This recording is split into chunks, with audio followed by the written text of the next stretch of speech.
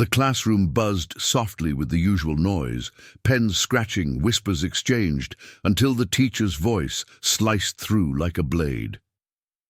"Is that how you speak at home? That accent?" The words hit hard. A sudden hush fell. The girl's shoulders stiffened, her eyes flickering with a quiet storm. Around her, classmates shifted uncomfortably, some casting curious glances, others hiding uneasy expressions. The weight of humiliation settled, thick and suffocating. Fluorescent lights cast a harsh glow over rows of desks. The teacher stood, a figure of authority who wielded her power carelessly. Her mocking tone contrasted sharply with the girl's steady composure. The room, normally a place of learning, felt more like a battlefield. Every smirk and snicker from some classmates seemed to echo the teacher's disdain, reinforcing the divide. The girl's quiet dignity was a stark defiance against the cold cruelty surrounding her. Behind her casual cruelty lay deeper prejudice. Narration reveals the teacher's long history of unchecked biases, an arrogance born from years of power and entitlement. She believed no one would challenge her, that her mocking tone was acceptable, even justified. It was a toxic confidence, blind to the damage it caused, comfortable in the silence of those too afraid to speak. Though hurt cut deep, the girl held herself steady, her fists clenched subtly, eyes unwavering. Narration hints at the resilience, honed over years, navigating similar moments with quiet courage. She wasn't just enduring, she was silently fighting back, a calm presence refusing to be broken by words meant to belittle. The teacher exaggerated the girl's accent, drawing stifled snickers. Papers shuffled, a few classmates exchanged uneasy looks, sensing something wrong but unsure how to react. The girl's body tensed, fists tightening in silent protest, an unspoken refusal to let her identity be dismissed or mocked. Suddenly, the door opened. The girl's mother entered, voice calm but firm. "I suggest you apologize, now." The classroom's energy shifted instantly. The teacher's arrogance faltered, replaced by surprise and unease. The mother's authority, built on respect and community standing, filled the room. Eyes turned, the power dynamic shifting palpably. Narration reveals the mother's hidden strength. As a powerful community leader and protector, she upends the usual balance. This quiet presence, unexpected and unwavering, promises consequences. For the teacher's unchecked cruelty, the fragile piece of the sea, the classroom fell quiet, the teacher's words hanging heavy in the air. "Is that how you speak at home? That accent?"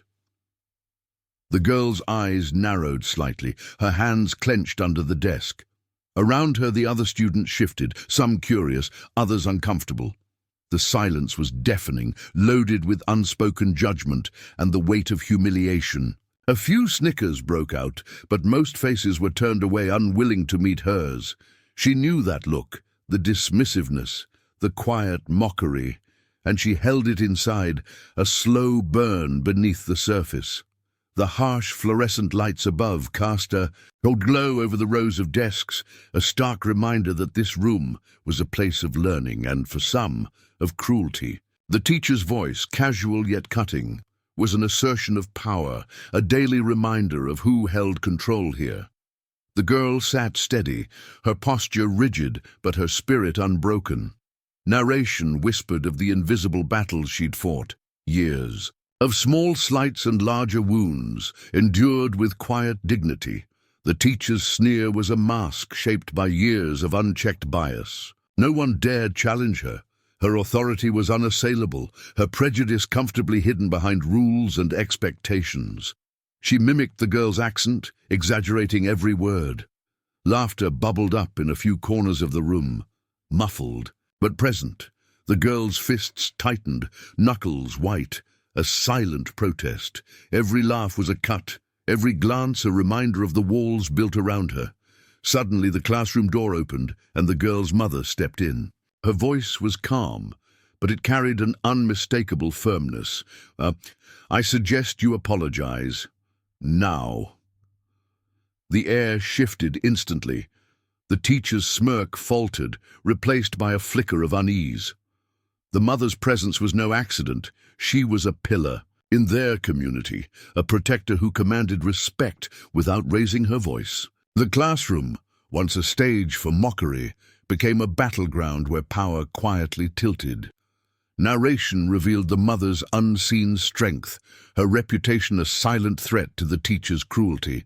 The moment hung suspended, full of promise and warning. The fragile balance of that room was broken, and change was no longer a distant hope. It was imminent, classroom hangs suspended, pregnant with the weight of what comes next. The janitor leaned closer, voice barely above a whisper. I've seen this before. Too many times. His eyes flicked nervously toward the hallway, as if afraid to be overheard. They pretend to listen. Then nothing changes. A teacher passing by slowed, hesitation marking her steps. She glanced over her shoulder and muttered, "We can't rock the boat, not now." The weight of silence pressed down, thick with unspoken truths and fear. Behind closed doors, the mother's voice cut through, firm and unwavering. "This ends now. We cannot let complacency be our enemy." Her words echoed a challenge, one that dared the system to wake from its slumber. The girl sat alone in her room, battling a storm of emotions. Pride fought against the sting of exclusion and mockery. Her mother's presence was a steady anchor, a reminder of strength forged in hardship. Narration traced the quiet resilience built over years. How? Hope lingered, fragile but persistent, even when fatigue threatened to consume her. She whispered to herself, "I'm more than what they say," a mantra that kept her grounded amid the turmoil. A sudden buzz, the mother's intervention caught on a student's phone, spread like wildfire. The raw footage brought the community to a boil. Narration followed the viral wave as voices rose in unison, demanding accountability. Conversations that were once hushed exploded into public debate. The school's blind spots were exposed under an unforgiving light, sparking both outrage and hope. Whispers grew louder within the school's halls. The staff shifted uncomfortably. Allies of the antagonist began to distance themselves. Conversations turned cautious, eyes avoiding direct contact. Narration captured this subtle unraveling, a collapse of privilege as the collective conscience stirred awake. The quiet retreat was more telling than any outburst. The school boardroom filled with expectant faces, parents, activists, media, all drawn to witness the reckoning. A tense hush settled over the crowd. Every glance, every breath was weighted with anticipation. Narration painted the scene as one thick with hope and fear, a crossroads where justice teetered on the edge.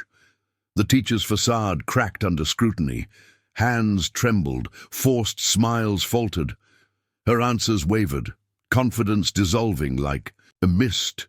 Narration detailed her unraveling, the arrogance replaced by panic, the veneer of control slipping away as the truth closed in. Mother and daughter spoke with measured strength, their voices calm but piercing. "We seek justice, not vengeance," the mother declared. "Respect and dignity are not optional." Former students rose, their testimonies steady and raw. The courtroom thrummed with a quiet power, pain transformed into collective resilience. Viral momentum surged.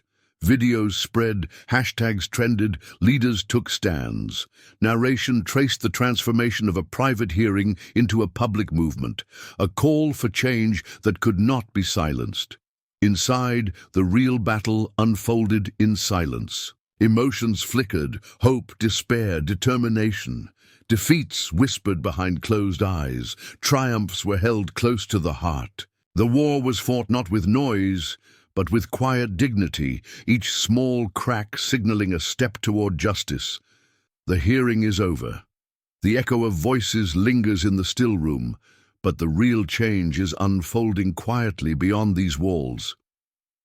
"We'll review the policies carefully," an official murmurs, his eyes darting away from the growing murmurs in the crowd. The teacher sits rigid, the weight of reprimand pressing down, her confidence cracked but unspoken.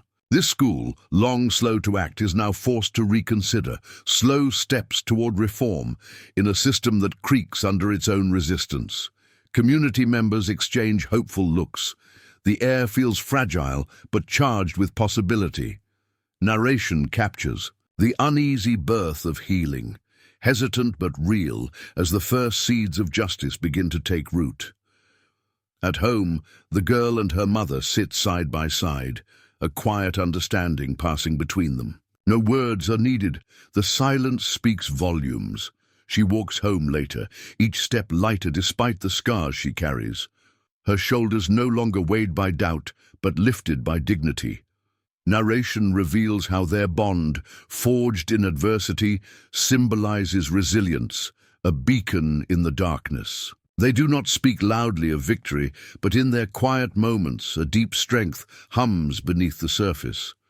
Across the neighborhood, fresh paint brightens the walls, a community mural telling stories of struggle, hope, and change. The school opens, its doors to cultural workshops, inviting voices once ignored. Narration reflects on this slow unfolding of understanding and healing, a collective breath drawn after years of silence. These brushstrokes and gatherings become acts of defiance, against erasure, small steps toward inclusion and respect. Inside, the girl contemplates the long road ahead. Fatigue brushes her spirit, but hope clings stubbornly. Narration delves into the complexity of leadership, the solitude, the persistence, the quiet battles fought in shadow. Her resilience is not a roar, but a steady heartbeat, a promise to continue even when the path seems steep and the fight far from over. Finally, her voice rises softly, but with unwavering conviction. "My voice is mine, and I will never be ashamed." Around her, subtle shifts ripple, murals brightening walls, voices rising in school halls, promises whispered in classrooms. Justice here is not sudden but slow, patient, and enduring, carried forward by those who refuse to be silenced.